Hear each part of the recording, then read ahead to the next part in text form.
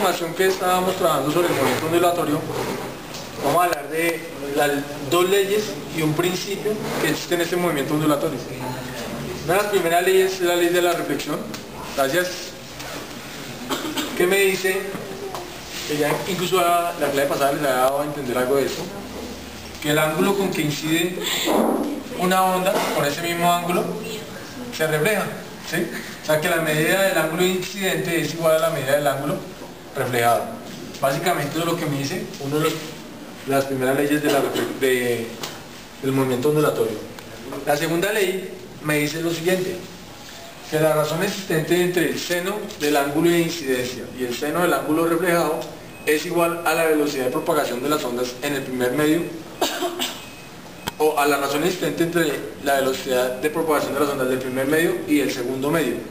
Dicho de otra manera, esta razón matemática es equivalente a la velocidad con que viaja, por decirlo así, voy a suponer, un rayo de luz que entra por...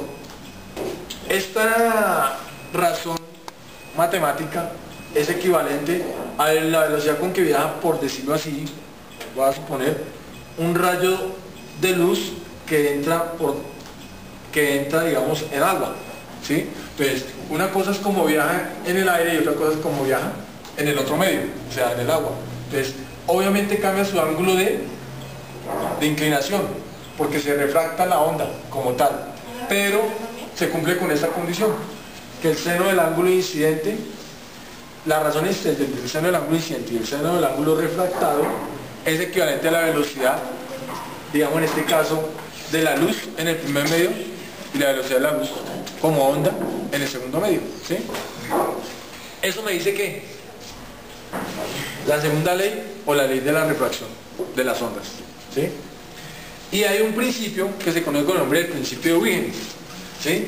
Donde me dice que cada punto de una fuente de onda se puede considerar como una fuente puntual de onda. Entonces el ejemplo que intento interpretar acá es, que aquí tengo una cubeta de ondas y tengo un obstáculo, creo una onda longitudinal, cuando la onda pasa a través del obstáculo me empieza a crear un puente de onda, y cada uno de estos puentes de ondas se puede considerar como una fuente puntual generadora de onda. Eso es lo que me dice que el principio de Huygens, ¿sí?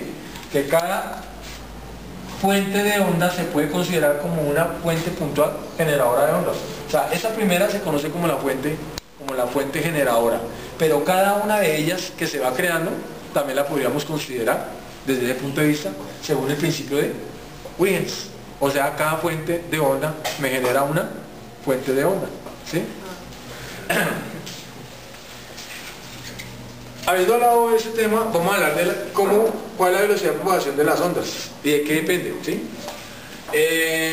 Primero que nada, la velocidad de propagación de una onda depende de su amplitud, ¿sí? También depende de la elasticidad del medio, pero podríamos decir que básicamente la velocidad de propagación de las ondas depende de las características inerciales del medio, o sea, llámese su temperatura, digamos, el ambiente como tal, ¿sí? Pero resulta que una onda también se comporta como un movimiento uniforme. Si se comporta como un movimiento uniforme, habíamos dicho que su ecuación en el movimiento uniforme era que x igual a velocidad por tiempo, donde uno de los características fundamentales de este movimiento era que primero funcionaba en línea recta y segundo, su velocidad siempre iba a ser constante.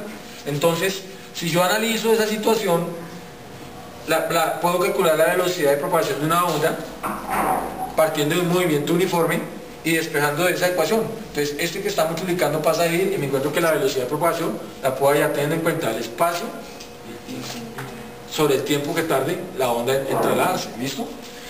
Si ustedes se dan cuenta, esta ecuación es muy parecida a la de longitud de onda igual a velocidad por periodo, ¿sí o no? Es la misma, se puede decir que donde x es longitud de onda y t es periodo. Si de ahí despego me encuentro con esta otra ecuación, que también me permite calcular ¿qué? La velocidad de propagación de una onda, ¿sí? Teniendo que la longitud de onda y el periodo de la onda. Como yo sé que frecuencia es igual a 1 sobre el periodo, si reemplazo acá me encuentro que es el inverso. O sea, que otra forma de calcular la velocidad de onda es teniendo que la frecuencia, ¿sí? Entonces ya tengo tres ecuaciones para calcular la velocidad de propagación de una onda. Y si nos hablamos específicamente de una cuerda, entonces una forma de calcular la velocidad de propagación en una cuerda, llámese por ejemplo una guitarra, la cuerda de una guitarra, la velocidad de propagación de esa onda depende de ¿qué? De la tensión o de la fuerza de la cuerda y de la masa por unidad de longitud de la cuerda, ¿sí? De la tensión que se le haga a la cuerda y de la masa por unidad de longitud de la cuerda. O sea, la velocidad de propagación la puedo calcular sacando de la raíz cuadrada a la razón existente entre la tensión y la masa por unidad de longitud. La masa por unidad de longitud se define como μ y es simplemente la razón entre la masa y su longitud. Entonces, eso también me permite ¿qué? Calcular la velocidad de propagación de una onda en una cuerda. Entonces tenemos ya 4 ecuaciones para calcular esa velocidad. Por ahora dejemos hasta ahí.